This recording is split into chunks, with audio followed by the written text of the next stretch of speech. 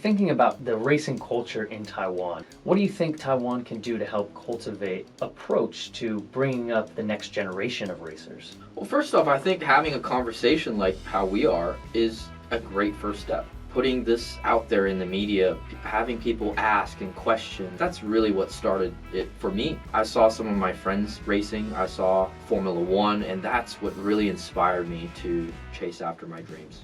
Can you share whatever you're allowed to legally share for what is the future for Oscar Lee, number 51? One thing's for sure, I'm here to stay. I'm going to continue racing. What I'm racing and with whom I'm racing, I cannot, as of now, discuss. But certainly the future looks very bright, and I'm very much looking forward to continuing to prosper in my career. Awesome. Spoken like a true athlete right there. I have to be cordial, man. Hello, everyone. Welcome to our show today. My name is John Drummond, or Yang Haoen. Hello， 大家好，欢迎各位再度来到 NG 英文，我是 Angela。 Happy New Year, everyone. We have a great episode for you today with my good friend Oscar Lee, who is known around the Taiwanese and international community as Oscar Lee, number 51. 是的，今天请到来宾非常特别，他是亚洲顶尖车队 AAI 的专业赛车手。我们话不多说，赶快来听 Oscar 的故事。My guest today is Taiwanese. He is a professional racing car driver, a racing coach, a lover of trying new things, improving his mindset, and so much more. So everyone, please welcome my good friend, Oscar. Hello. What's up, Mr. Lee? How you doing? Good, brother. Welcome back to Taiwan. You've been gone for about 7 months or so, changing the world, you know, becoming a superstar racing driver. Just trying to do my best, man. Yeah. Yeah, man. I love it. Well, it's been a very eventful past few months, I know, for you in the world of racing, and I can't wait to share a little bit about your story and your development. But I'd love if we could start with a little introduction here on NG Ingwen. Who is the man, the myth, the legend, Oscar Lee? Oh, thank you so much for that. My name is Oscar Lee. I'm a professional racing driver. I reside mostly in Europe, and now I'm in Taiwan during off-season. Yeah, man. Awesome to have you back. And I'd love if we could start with some kind of accolades, some beautiful accomplishments you had this season in racing, starting with getting on podium, winning at an incredible 24-hour endurance race. Yes, in Dubai. And then getting gold at was it called the Super Finals? Yeah, it's the World Finals, actually, in Misano, Italy. Yeah, man. So can you take us a little bit through, what league are you in? What division are you in? What are you racing? And how were those wins, those first podiums? 100%. So this year I've really focused on my season, which is in the Lamborghini Super Trofeo European Series. So we've just been focusing on this campaign this year, focusing on doing well, driving well, and working with the best people in the industry. I just want our audience to kind of understand what is the mentality of being a professional racer. You know, you're one of the only Taiwanese professional racers, and just to carry that weight of driving a super intense sports car for 24 hours, first of all, like, you know, sometimes yeah. Going 200 plus kilometers an hour, you know, what do you deal with on the day to day in terms of mental preparation? That's an excellent question. I think a lot of what makes a good driver is harnessing and unlocking the intensity. With any sport, you need to be able to access intensity. With intensity comes performance. So whether it's an endurance race where you need to be a little bit more chilled out, or a sprint race where you have half an hour and it's balls to the walls, you know, you just got to give everything you can without crashing the car. I think really harnessing that inner gut feeling is very important. Yeah, and it's made you into an incredible man. I've seen your evolution. I've known you since you were a teenager, which is wild to think about. And definitely. I'm talking to this man in front of me, and I can see your mental grit and your toughness now. And And I know that just must come from what you have to endure and go through and how you train. And shout out to your partner, Dan. Dan Wells. Dan Wells, yeah, incredible. I love following along with you guys online. And yeah, so I was thinking too, in Taiwan, you can't do a lot of racing here. But what you can do is an incredible experience with go-karting out in Taoyuan. So you are a big go-kart racer to kind of start your career, is that right? Yes, 100%. Karting is a fundamental, and I really preach this. If you can go-kart, good. The cost of entry is the lowest in all of motorsport. It provides a relatively safe and, again, affordable means of racing. And it's just, I think it's one of the best entry points into motor racing. Yeah, absolutely. I was just out there. I think, the first time you took me out there and I got to race in your OG cart. Yeah. Number 51. Yeah. I think you sold that cart to a buddy of ours, but yeah, you took me out there and you showed me the ropes. Yes. And man, I try. You did, and you did great. And it makes me think too, something I want to share a little bit about is the fact that you are now doing a bit of coaching in professional racing, driving coaching. Is that correct? Yes, that's a mouthful. Roughly, yeah. Listen, I think coaching is actually an excellent form of repetition, and it's good for me as well because constantly teaching the fundamentals of driving strengthens my ability to use them for my own racing.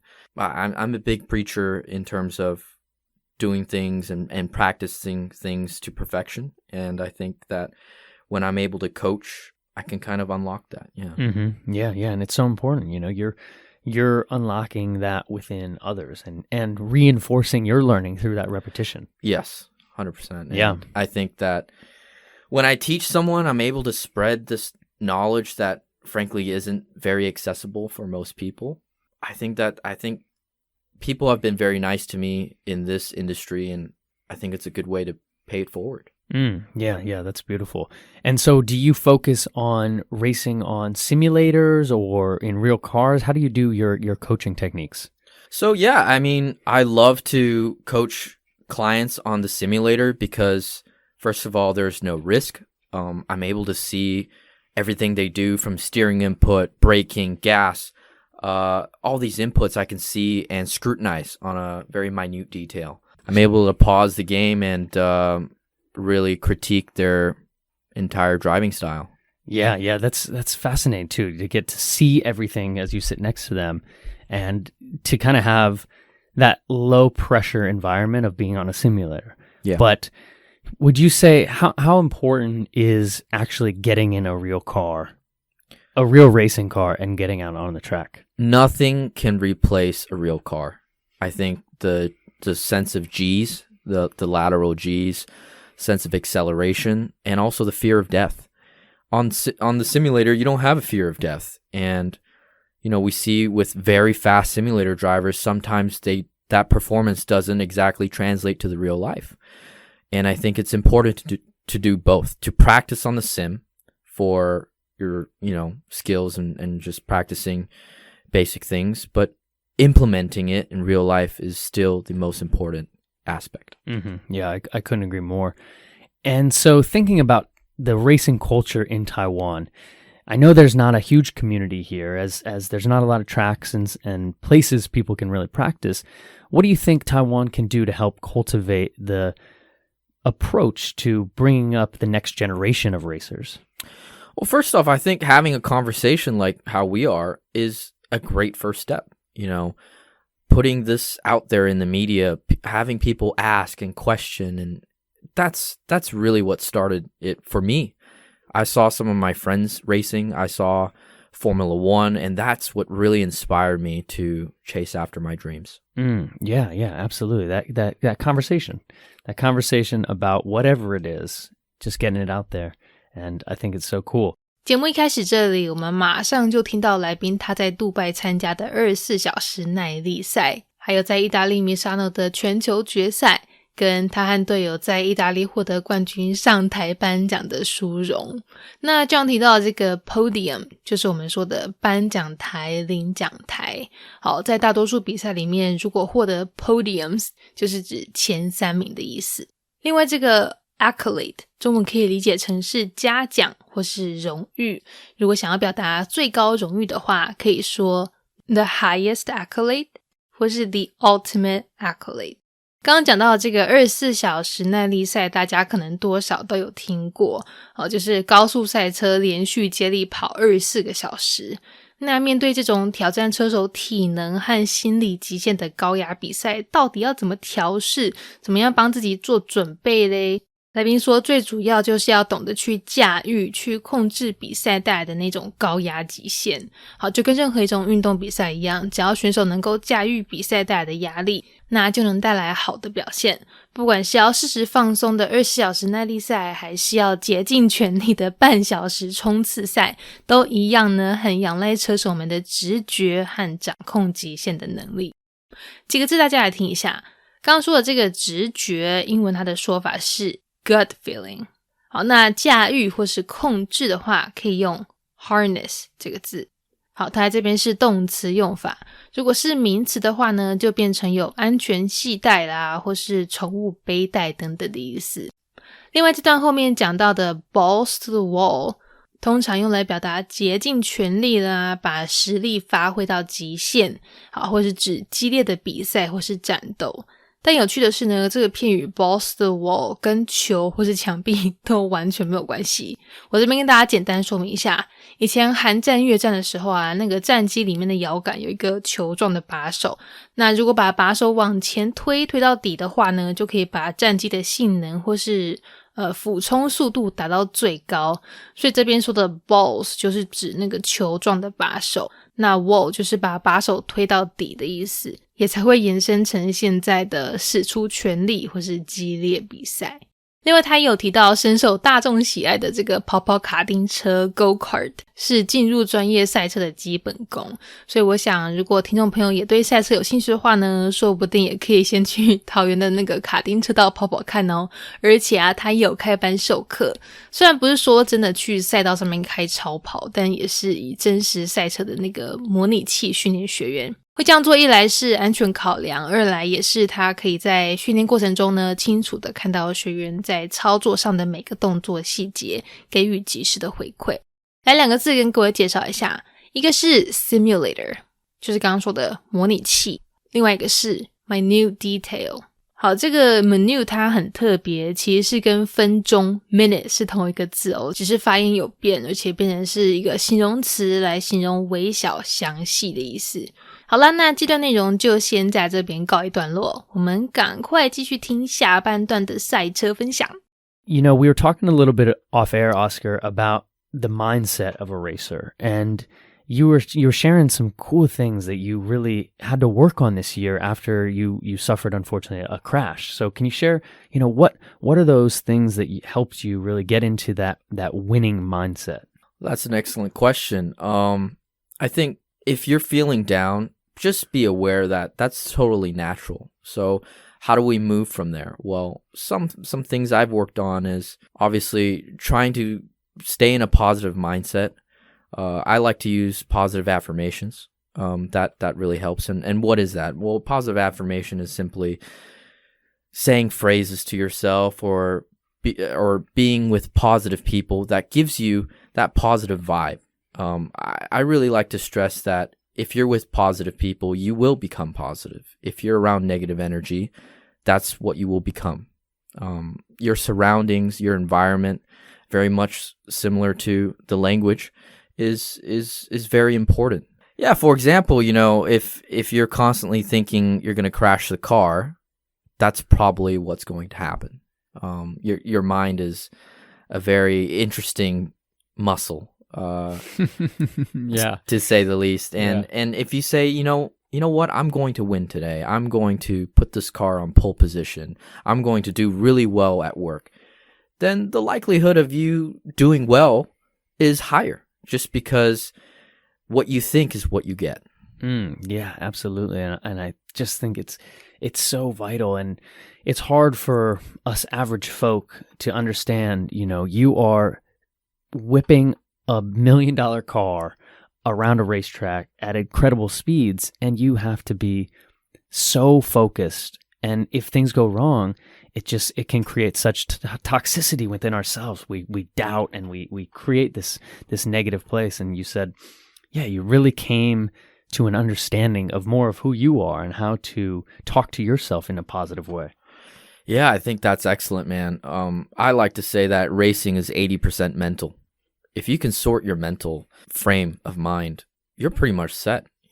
Obviously you do have to be fit and do some fitness and have some natural talent behind it. I'm not saying that's everything, but it's so important. And I think not enough attention goes to mental awareness and being in a fit state of mind. Yeah, having a fit state of mind, I think that's beautiful. And I think a lot of people, it's been brought into the light with our current pandemic situation of how much mental fitness is lacking. Yeah. I'm glad you brought that in. One thing that I like to tell my clients or people who I'm around is do the best you can in any situation, whether that's a pandemic, whether that's, you just got fired from your job. Let's move on. Let's do the best we can with what we got.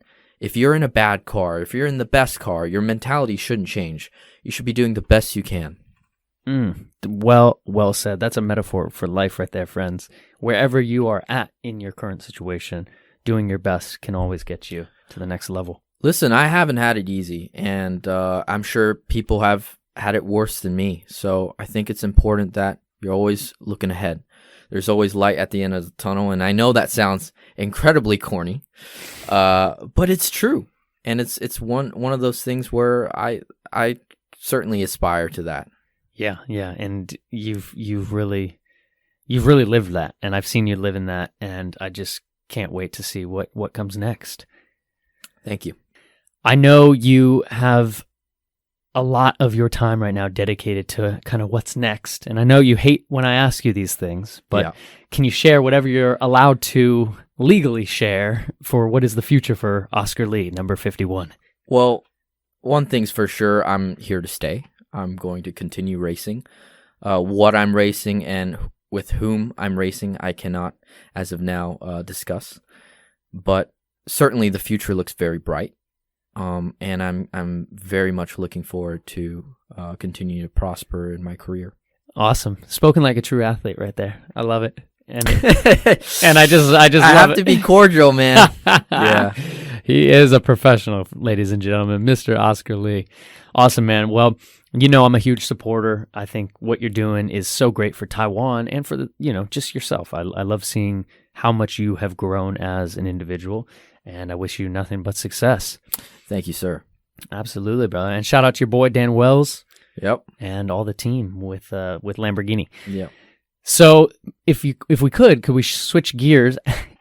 Pun shoot. intended. That's the first time I got to actually say that with a racing driver. Yeah, that's good. I always say shifting gears on here. Yeah. Yeah. There we go. Speaking of shifting gears, though, in the racing car, are you doing all paddle shifts? Do you have to use clutch? We need the clutch to get out of just the pit lane. But it's a semi-automatic paddle shift system. Nice. I was always curious about that. And F1 is the same way too, right? Correct, yeah. In Formula 1 and in GT3, they have a hand clutch. But we still have the good old foot clutch. That's so cool. I love that. Awesome, man. Well, if we could switch gears a bit then and talk about the story of Oscar Lee in the sense of your relation to Taiwan and the U.S. and English and Mandarin. So can you share a little bit about your story? Sure, I'd love to. So, my parents knew from the beginning that learning the English language is vital to have a successful career abroad. And that's why when I was 16, I went to the United States, a place called Pebble Beach for boarding school. I learned language. I learned my English language there and really refined it. And that's how I'm able to go to Europe and all these places and speak with a level of fidelity that doesn't make me seem like an outsider. Yeah. That was articulated so well right there. And you're right, yeah. And So 16, would you say, was that when you really were forced into English full time? Oh, yeah. Before then, I was at a place called Taipei American School, Taipei 美国学校.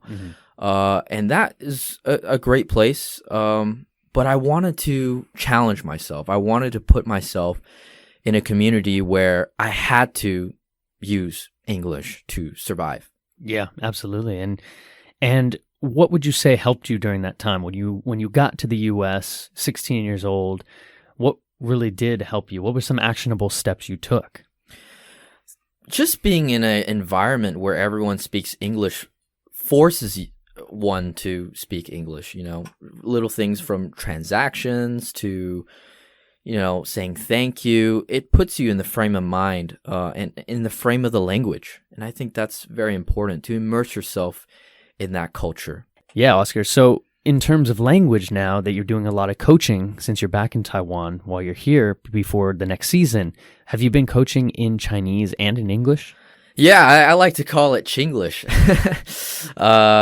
I'm able to articulate specifics in English better, but I know that a lot of my clients are still, Mandarin based.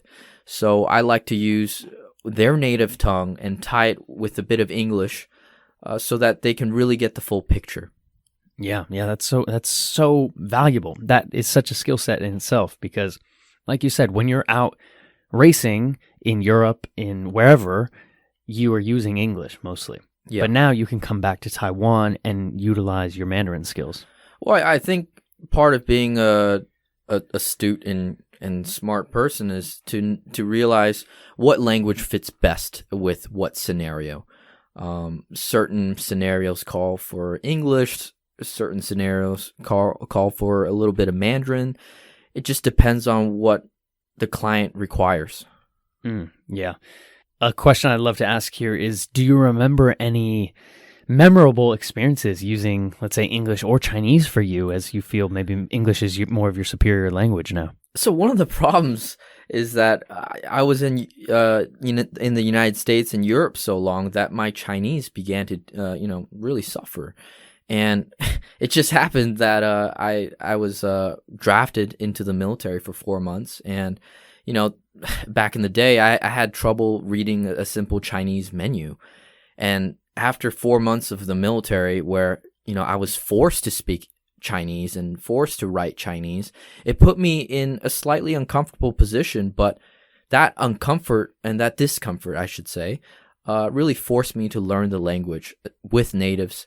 And like I said, putting yourself in that position, in that environment, is certainly conducive to learning the language more efficiently. Yeah, well said. Oh, to think about you doing 4 months in the military. I remember when you did that with your shaved head. Oh, yeah, man. Oh, yeah, bald head. There we go. Let's go. Awesome, brother. Well, unfortunately, we are coming to the end of the NG Ingwen show. Thank you for making some time for us tonight. And a question I'd love to end with is, if you could go back and talk to a younger Oscar Lee, pre-professional racing driver, would there be any advice you give yourself about life, language, anything? I would say that nothing is easy. Nothing will come easy. And if it comes easy, everyone's doing it. And so that's not fun. Yeah. Work hard, play hard, strive for the best, work with the best, be around with the best. Don't accept failure, and don't accept anything less than that. Nice. Love it. Spoken like a true champion right there. You can just feel it radiating through your speakers. Awesome, brother. All right, well, where can people find you on the wonderful world wide web, social medias? You can follow me at Oscar Lee Racing on Instagram. Cool, man. Well, thank you again, and I can't wait to see next year what's in store for you, and I wish you nothing but success. Thank you. 下半段这里 Oscar 分享到他在赛车生涯中其实呢也曾经发生过车祸，但是透过 positive affirmation， 透过这个积极正面肯定自己的态度，让他也顺利走过低潮，因为正向的环境自然而然会引导我们朝正面积极的方向前进嘛。那同样的负能量也会让我们在不知不觉中默默的就变得很负面，例如像他说，如果比赛的时候一直担心会翻车会撞墙什么的，那最后很有可能就真的会发生。但如果认真告诉自己说今天比赛要好好的抢内圈车道，比赛一定会赢，好，这类的正面的鼓励，那最后比赛成功顺利的几率就会有所提升。刚才他提到这句 I'm going to put this car on pole position， 大家有猜到这个 pole position 是什么意思吗？就是我们说的内圈车道。好，那因为内圈车道就是最有利的位置嘛，对不对？距离最短，所以意思就是说今天比赛呢，我有能力，好，可以抢到内圈车道，我会赢，这样子的一个正面的信念。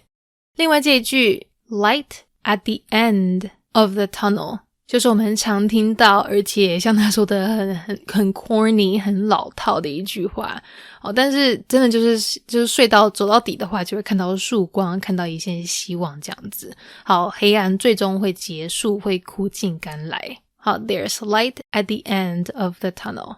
接着相信大家应该都蛮熟悉的，就是 John 每次他要切换主题进入来宾语言学习过程的时候，都会用到这个片语 switch gears，对不对？有没有印象？但这个意思呢，它本来是用来指车子换挡，刚好就跟我们这位车手 Oscar 的专业不谋而合，玩一个这个双关这样子，所以他们刚才才会有突然聊到 clutch， 聊到离合器。好，再来 Oscar 分享到的是他在16岁的时候，因为家人知道英语能力对未来职业生涯的重要性，所以呢就把他送到美国念寄宿学校磨练语言能力，也才让他后来能够流利的跟来自各个国家的人沟通。那现在在台湾授课的时候呢，因为学员主要还是讲中文居多嘛，所以他也是尽量都是用中文教学，但同时也会结合一些英文用字，以达到完整的说明。因为毕竟这种赛车比赛也是国际型赛事嘛，所以能够知道一些道地的英文说法，对学习也是会比较有帮助。来，最后来宾给大家做一个很有力的结语。好，他说每件事呢都得来不易，如果真的容易的话，就表示简单，好，人人都有，人人都在做。对，那如果大家都在做的话，就没意思了嘛，对不对？就不好玩了，不特别了。所以要做就做到最好，要力争上游，力求完美。好了，那希望大家都有从这一次的内容学到一些东西。有兴趣的话呢，待会赶快去搜寻更多关于 Oscar 他的比赛佳绩哦。All right. Bye, everyone. Peace. All right. Well, that is our NG 英文 show for today. We hope everyone enjoyed listening to that. You can connect with us on Facebook, Instagram, YouTube, and now Spotify. You can search NG 英文, or you can search on IG, NG English, ICRT. And don't forget to tune in every Wednesday morning from 6:30 to 7, and Wednesday night from 9 to 9:30. We'll catch you on the next episode. Bye-bye. 好啦，今天的节目就到这边告一段落啦，感谢各位的收听，别忘了订阅我们的 Spotify 还有 YouTube 频道哦。那喜欢我们节目的话，也要记得到 Instagram 到 IG 上追踪我们哦。如果各位有什么其他问题是想要问来宾的，也请欢迎在底下留言告诉我们，我们一定会想办法帮你问到手。好啦，那就下周在空中相会咯，拜拜。